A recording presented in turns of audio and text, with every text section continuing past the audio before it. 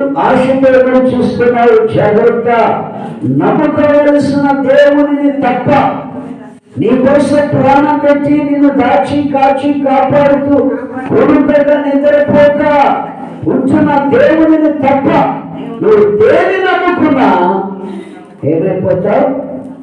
ధనమును నమ్ముకునేవాడు, శరీర కోరికలు నమ్ముకునేవాడు, నేత్రాశను నమ్ముకునేవాడు చెప్పండి పాడైపోవును.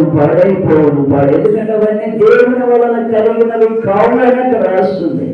జీవపు గర్భమును నమ్ముకున్నవాడు పాడైపోవును, ధనమును నమ్ముకున్నవాడు పాడైపోవును. చదవండి సామెతలు 22వ అధ్యాయము 20వ వాక్యం చదవండి.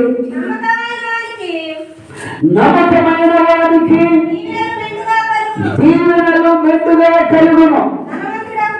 ధనవంతులగుటకు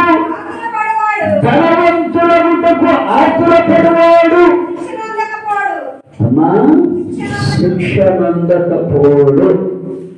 బైబిల్లో యేసు ప్రభుకి ఎంతమంది శిష్యులు?